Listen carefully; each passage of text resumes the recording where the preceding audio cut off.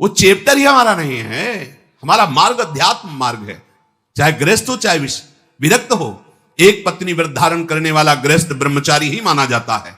जो केवल संतानोत्पत्ति के लिए गृहस्थ क्रिया करता है उसे ब्रह्मचारी ही माना जाता है। नाम जप करते हुए अतिथि सेवा, परिवार का पोषण, वो साधु ही माना जाता है। हमारे मन में जो भोगों की स्फुरणा होती है उसके कई कारण होते हैं। एक तो होता है संचित पाप राशि जो पूर्व में जमा है, प्रायः इसी से भोग स्फुरणाएं होती है। दूसरा संग से होती है। आपकी पाप राशि से स्फुरणा ना हुई तो कोई भोगी पुरुष ऐसा मिला, परमाणु होते हैं। पूज्य श्रीधर बाबा की कुटिया में जब जाते थे, आप सच्ची मानिए, घुसते ही ऐसा लगता जैसे मशीन फिट कर दी गई हो। मंत्र एकदम रफ्तार से चल पड़ता। और जे 8 बजे रात्रि के जाते थे चरण चापने, जे ही उनके चरणों को स्पर्श करते ऐसा लगता हम किसी दिव्य भावलोक में बैठे हैं। क्यों? उनके परमाणु। नाम जापक संत, रात दिन नाम जापक, ऐसे परमाणु उनकी हर वस्तु में, कोई भी वस्तु उनकी छुओ के एक दिव्यता थी उसमें। ऐसे ही जैसे वो रात दिन भजन में लगे तो उनकी हर वस्तु में परमाणु, ऐसे ही रात दिन जो भोगों में लगे उनकी हर वस्तु में भोग के परमाणु हैं। सावधान, उनके आसन पर बैठना, उनकी थाल में पाना, उनका स्पर्श होना, उनका संभाषण होना, उनसे मित्रता करके उनका चिंतन करना, ये भोगों को बढ़ावा देना होगा। इसी को विपरीत देखो संतों के प्रति, उनके समीप बैठना, उनका जूठन पाना, उनको देखना, उनसे संभाषण करना भजन का बढ़ावा होगा। देख लेना। पूर्व संचित पापों से जो स्फुरणा होती है उससे बहुत सहजता में बचा जा सकता है, लेकिन प्रगट कुसंग से जो स्फुरणा होती है इससे बचना बड़ा कठिन होता है। पूर्व पापों से स्फुरणा सबके हृदय में होती है जब तक भगवत साक्षात्कार नहीं हो जाता। वो बार बार आकर्षित करता रहता है संसार का राग। और अगर कहीं कुसंग मिल जाए फिर क्या कहना है, फिर तो जो स्फुरणा थी संकल्प बनेगा, संकल्प क्रिया बन जाएगी, क्रिया होते ही अध्यात्म अंतर ध्यान हो जाएगा, अध्यात्म मार्ग ही नहीं रहेगा। इसलिए कर्म राशि की तो तुम चिंता मत करो, उसे तो भस्म करने के लिए शरणागति समर्थ है, लेकिन कुसंग से बचने के लिए तुम्हारे ऊपर पूरा भार है। कुसंग से तुम बचो। बरुहल बास नरक करताता, दुष्ट संग जनि दे विधाता। गंगा किनारे भ्रमण जब कर रहे थे तो तरी घाट है, उसके आगे हम जा रहे थे। नया शरीर और वैराग्य, ना कमंडल, ना बिस्तर, ना कोई, भीषण सर्दी का समय। एक मार्किन नीचे पहने लाल रंग से गेरुआ, बस लंगोटी, और एक मार्किन बस ऊपर, कोई नहीं, कोई कमंडल नहीं, कुछ नहीं। रोम रोम हर समय सर्दी से व्याप्त रहता। भोजन की व्यवस्था जहां ठाकुर जी कर दे। तो माह के महीने में रामनगरिया लगती गंगा किनारे, जैसे माघ मास में वहां प्रयाग में, ऐसी जगह जगह मान लो 10,000 फिर 10,000 ऐसे 2-4 किलोमीटर ऐसे ऐसे नगर जैसे बन, रामनगरिया उनको कहते हैं। किनारे से चलने पर वो मिलते हैं। तो एक महात्मा जिनकी पोशाक बहुत अच्छी लग रहा था, सुविधाजनक जीवन है, तो देखा, बड़े बुजुर्ग अवस्था के थे। उनका, हे महात्मा, देखने से ही लग रहा है कि तुम गंगा की परिक्रमा दे रहे हो। उनका, परिक्रमा तो नहीं, पर गंगा किनारा ही हमारा जीवन है। बोले आओ 2-4 दिन रुक लो। पूरा रामनगरिया सब अलग अलग तंबू लगे जैसे प्रयागराज में, बड़ी व्यवस्था, बड़े ऊंचे ऊंचे ऐसे गद्दे और तंबू, क्योंकि बहुत सर्दी गंगा किनारे तो और पड़ती है। हमें भी लगा चलो संत भगवान 2-4 दिन के लिए कह रहे, रुक जाते। जो ही रुके 12 बजे कितने प्रकार के भोजन, खीर, ये वो, जहां रोटी भी नसीब नहीं हुआ। हम कहा चलो भगवान की बड़ी कृपा, 2-4 दिन जो है दोपहर में पाया। रात्रि में उन्हीं के पास शयन किया, बड़ा तंबू था, ऐसे वैसे। दूसरे दिन सुबह 8 बजे के करीब जलेबी का भंडारा था। फिर राजभोग अलग। खूब ऐसे पुण्यात्मा जन करते रहते हैं। पास में और भी ऐसे शिविर लगे थे उनके निज जनों के, तो उनमें से एक प्रणाम योगी है, वो जलेबी का भंडारा संतों के लेकर, वो स्वयं लेके आए, पवाया और कुछ भी हमका भेंट लेते नहीं, पर जलेबी प्रिय वस्तु, मीठा खूब अच्छे से अच्छा पहले ये था कि पता नहीं आज मिला है कई दिन ना मिले, कभी गैस की गोली नहीं खानी पड़ी, चाहे जितना पालो 2 दिन 4 दिन नहीं मिला, सब बच गया। अब जीव ही पा करके थोड़ा ही समय हुआ, पहले दिन का राजभोग, दूसरे दिन का ये बाल भोग जलेबी, वो जलेबी बाल भोग का राजभोग जैसा है, गरम गरम जलेबी, जैसे नशा चढ़ता है ऐसे दिमाग में बस। तो उनमें एक बहुत सरल और वास्तविक साधु स्वभाव के थे, वो केवल सेवा में ही रहते थे महंत जी की। उनसे हमने पूछा, वह वृद्ध थे, हम कहा कल से आज तक हमारी भावना में बड़ा परिवर्तन हो गया। तो उनका महाराज क्षमा करना, आप जिस मार्ग में चल रहे हो वो ये मार्ग नहीं है, वो ये मार्ग नहीं जो आप स्वीकार कर लिए। हम कहा अच्छा, तो सोचा 1-2 दिन, बोले नहीं महाराज आप नहीं समझ रहे हो, और बताया कि जो जलेबी खवाई वो कैसे आचरण कैसा, बस कुछ उठाना धरना तो था ले, 2-3-4 दिन जहां भूखे रहे अपने आप ठीक हो गया।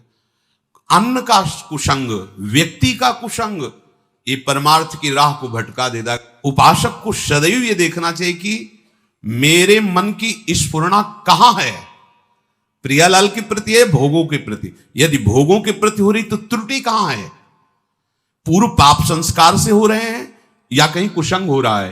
पूर्व पाप संस्कार स्फुरना देगा, ना कि आपका नाश, ध्यान रखना, और कुसंग स्फुरना ही नहीं देगा, नाश कर देगा। इसीलिए बल उभर बास नरक करता था, दुष्ट संग जनि दे विधाता।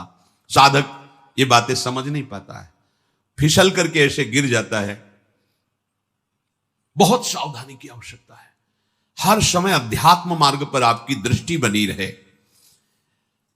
देखो यदि साधक सावधान नहीं रहेगा तो फिर नया कर्म बना, फिर पुरानी स्फुरना और नया कर्म मिलकर के नवीन चक्र की रचना, जन्म मरण की। इसीलिए मुक्त होना बड़ा कठिन हो जाता है। यदि आप, बहुत ध्यान देने योग्य बात है, शरणागत होकर भजन कर रहे हो, अध्यात्म पर दृष्टि रखें, तो चिंता मत करो, आपकी पूर्व कर्म राशि ये भगवान आचार्य नष्ट कर देंगे, कटी कर्म बंधन से। पर यदि आप नवीन कर्म फिर वैसे ही कर रहे हैं तो विश्वास मत रखना कि पीछे का और आगे का दोनों जोड़ करके भोगना पड़ेगा। पीछे की कर्म राशि तब नष्ट होती है जब अवलो नशानी अब ना नशे हो। आज तक किया पर आज के बाद चाहे प्राण निकल जाए, आज के बाद नहीं, निहाल हो गए, आज ही निहाल हो गए, आज ही निहाल हो गए। हम तो हम सर्व पापेभ्यो मोक्षयिष्यामि, मेरे सरकार बोल रहे हैं, प्रभु बोल रहे हैं। पर यदि ऐसा कि नए कर्म भी क्रियमाण भी पापाचरण हो रहा है, फिर नहीं, सिद्धांत काम नहीं करे, फिर पीछे का लागू हो जाएगा। फिर आप कहोगे कि अध्यात्म में उन्नति नहीं हो रही, कोई लाभ नहीं मिल रहा, कोई सुख नहीं मिल रहा, क्योंकि आप गलती कर रहे हो। चलनी में गैया दुहे और दोष दैव को दे। देखो आपके पीछे के कर्म प्याज जैसे बदबू वाले हैं, जमा है गोदाम में। ऊपर से यदि केसर और कपूर लाद दिया जाए तो केसर और कपूर की गंध प्याज को नष्ट करके अपना प्रभाव दिखा देगी। नाम जब कीर्तन कथा वार्ता यह है केसर कपूर, लाद दो अपने पूर्व पाप के ऊपर, भगवान नाम का वजन सब दब जाएगी, उसकी दुष्प्रवृत्तियां नष्ट हो जाएंगी। अगर कहीं वायु का झोंका चले और कपूर खुला रह जाए तो उड़ जाएगा, फिर प्याजे की गंध रह जाएगी। माया का झोंका चला और आप अपने यश कीर्ति में, अपनी बड़ाई सम्मान प्रतिष्ठा में, भजन में कमी, मान सम्मान प्रतिष्ठा में बह गए तो उड़ गया कपूर, अब बचा प्याज है, उसकी दुर्गंध शुरू हो जाएगी। कितना महापुरुषों ने सूक्ष्मता से अनुभव किया है। इसलिए ध्यान रहे कि इस माया की वायु का प्रवेश आपके हृदय में ना होने पाए, नहीं दुर्गंध ही रह जाएगी, केसर कपूर की गंध नहीं रह जाएगी। ये माया के प्रवाह का, तूफान का क्या भाव समझें? सबसे ज्यादा अहंकार, इसी में सारे दोष आते हैं। मैं तपस्वी हूं, मैं साधक हूं, मैं ज्ञानी हूं, मैं ध्यानी हूं, मैं बड़ा भगत हूं। इस तरह की अगर अध्यात्म मार्ग में कहीं भी कोई भी वृत्ति है तो वो आपकी दुर्वासना जो दबी हुई है उसको उठाल देगी। मैं बहुत नीच अधम हूं, अगर ये कुछ साधन बन रहा है तो श्री जी की कृपा से बन रहा है, गुरु जी की कृपा से बन रहा है दुर्गंध वाली बातें, पर ऊपर कपूर और केसर है। उसकी दुर्गंध आपके हृदय को परास्त नहीं कर पाएगी। उपासक धीरे धीरे अपने बुरे स्वभाव को, बुरे कर्मों को सद्भाव से, अच्छे स्वभाव से दबा देता है। नष्ट नहीं हुआ, नष्ट होता है भगवत साक्षात्कार पर। जब तक प्रभु से आंखें ना मिले तब तक विश्वास न करना कि काम हो गया। यही डरपि हरिवंश हित जिनो भ्रमय गुण सलिल पर, जिहि नामन मंगल लोक त्यों शिव हरिपद भज न विलंब करे। आगे चल करके प्रभु ऐसी ज्ञानाग्नि पैदा कर देंगे कि फिर वो दुर्गंध वाली चीजें ही नहीं रह जाएंगी। इसलिए जितना जीवन है एक बार हम अपने प्रभु को समर्पित करके केवल भजन में लगावें। जो भी हम कार्य करें अपने प्रभु को समर्पित करते रहें। भगवान जो बार बार कह रहे हैं ना, मेरे को समर्पित करो, भगवान को कुछ चाहिए नहीं। जैसे भगवान कहते हैं यद करोषि, जो तुम करते हो, यदश्नासि, जो तुम खाते हो, तो मेरे को समर्पित करो। ये दुलार है। जब हम किसी वस्तु को प्रभु को समर्पित कर देते हैं तो हर वस्तु में बांधने की सामर्थ्य है माया की। कोई भी सड़ी से सड़ी वस्तु में एक माया शक्ति है जो हमें आसक्ति से बांधती है। आसक्ति से प्रभु कहते हैं मेरे को समर्पित कर दो। जैसे कर्म समर्पित कर दिया, अब कर्म बंधन नहीं रहेगा। भोग समर्पित कर दिया, अब वो प्रसाद हो। प्रभु तुम्हारे भले के लिए कह रहे हैं कि जो प्रभु को समर्पित कर दिया जाता है वो निर्विकार हो जाता है। बात समझो। ये भगवान तो कहते हैं कि सब तुम मेरे लिए, अगर नहीं समर्पित करोगे तो दुर्गति को प्राप्त होगे। भगवान तो नाराज होकर बोल रहे हैं। नाराज नहीं, उस वस्तु का प्रभाव है। कोई भी कर्म, कोई भी यहां की वस्तु सब बांधने वाली है। समझो पहले, सब बांधते, कोई भी व्यक्ति सब बांधता है।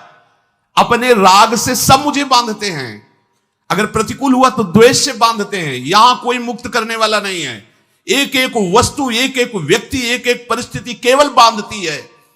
और हम साधना कर रहे हैं मुक्त होने की। कैसे करें? भगवान करे चुपचाप जो कर्म करो मेरे को समर्पित करो। इसका रहस्य क्या है?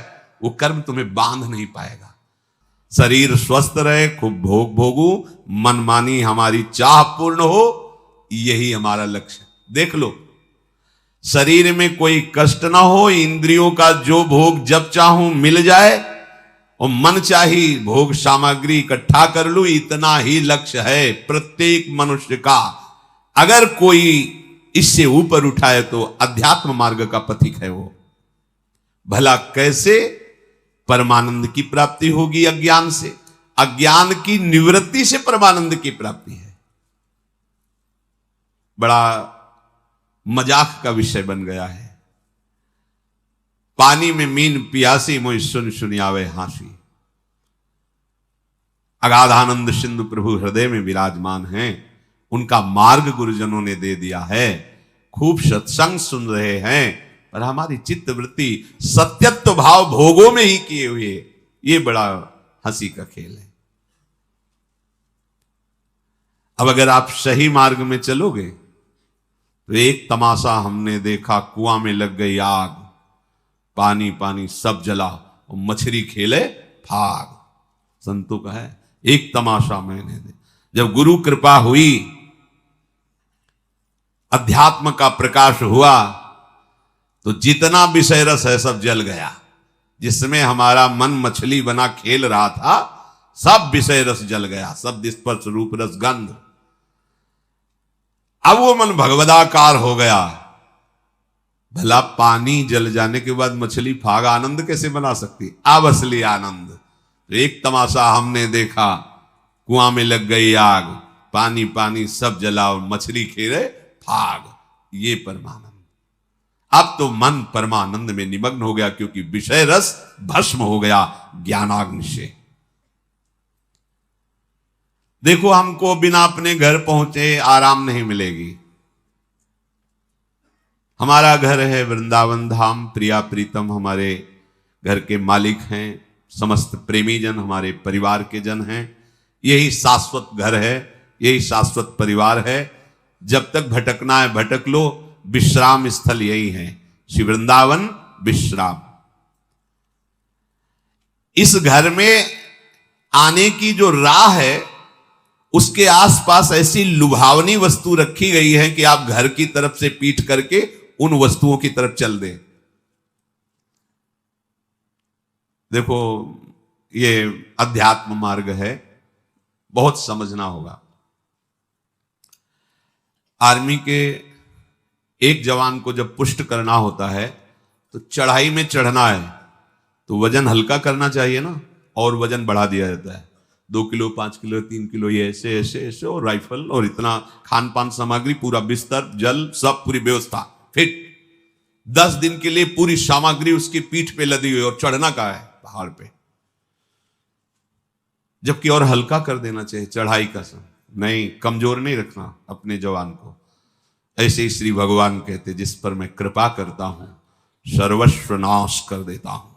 बंधु विच्छेदम, परिवार उसके प्रति नफरत करने लगता है।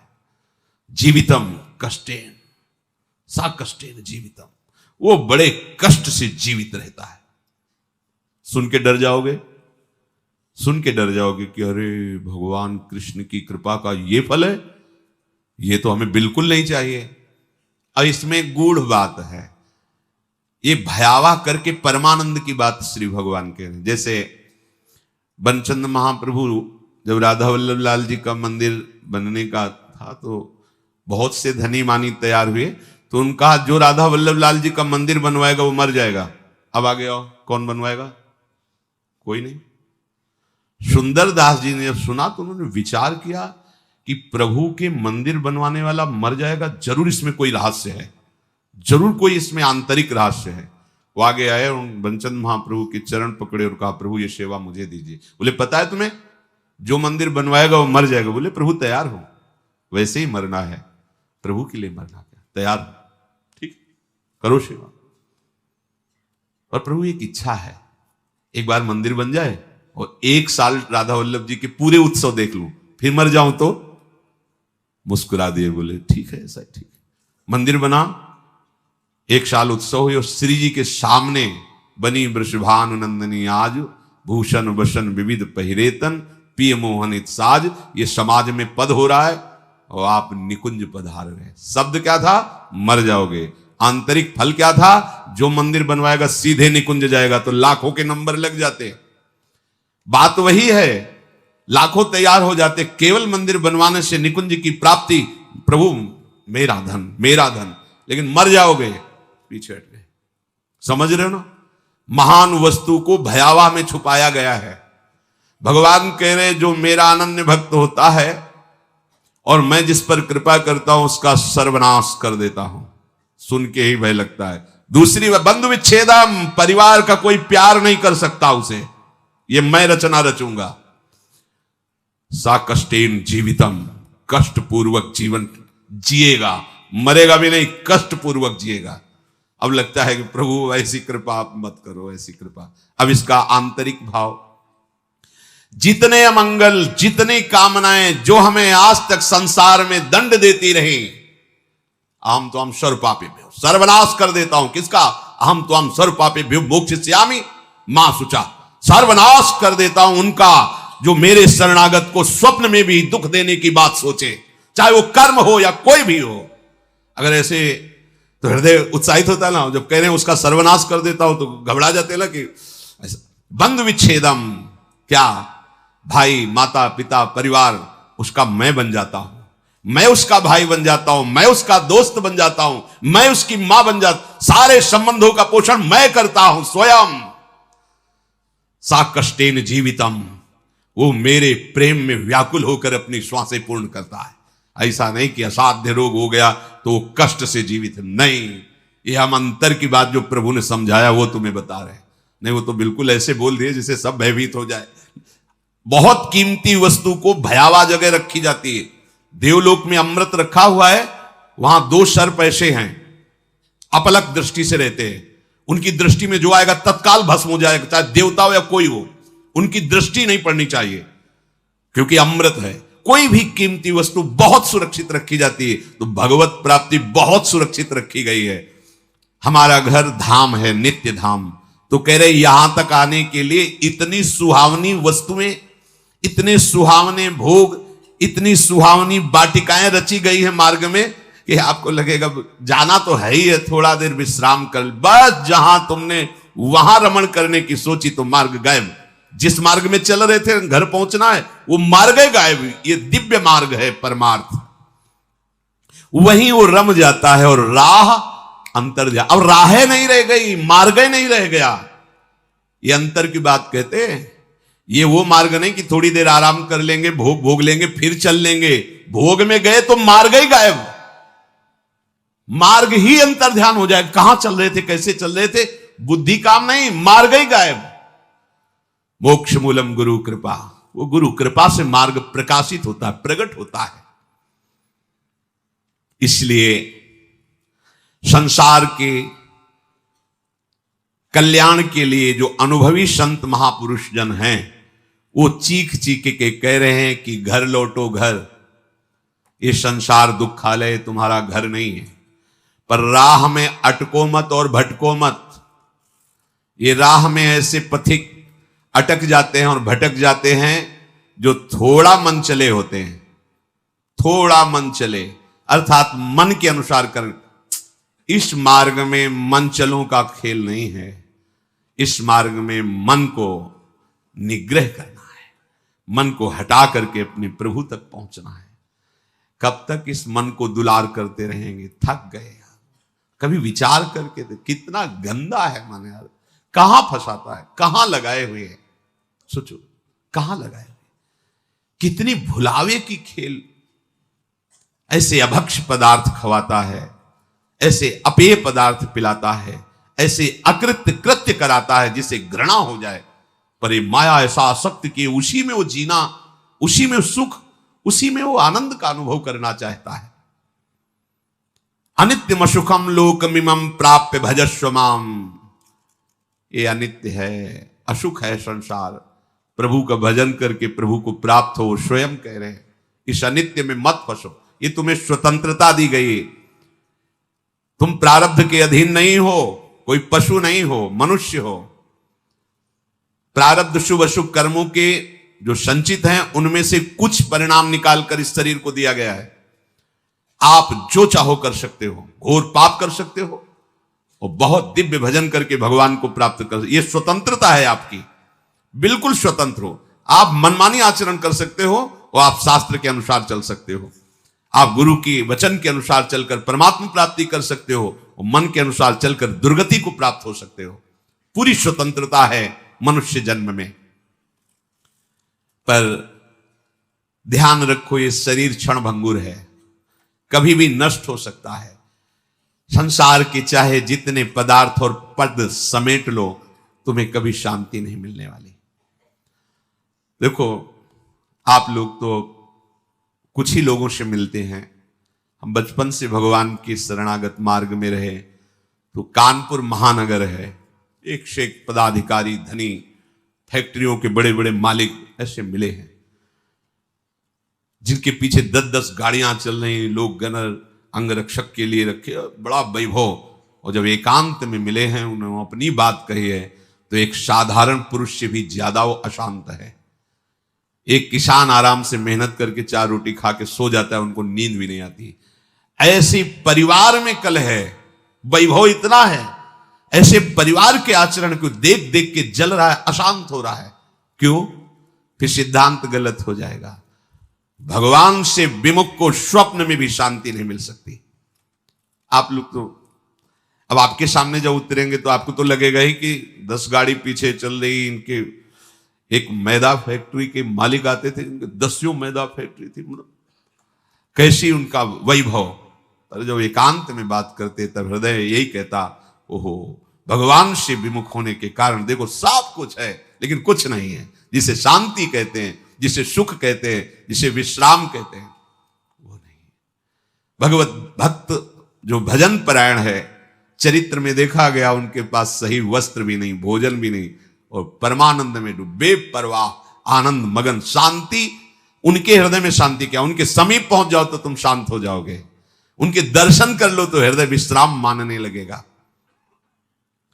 इसलिए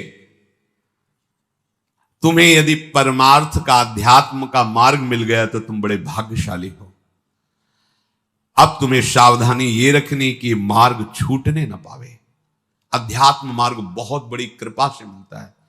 ये हम लोग अज्ञानी हैं, पाए रतन चीन्ह्यो नहीं, दीन्ह्यो करते डाल। ये माया श्री कृष्ण की, मोह्यो सब संसार।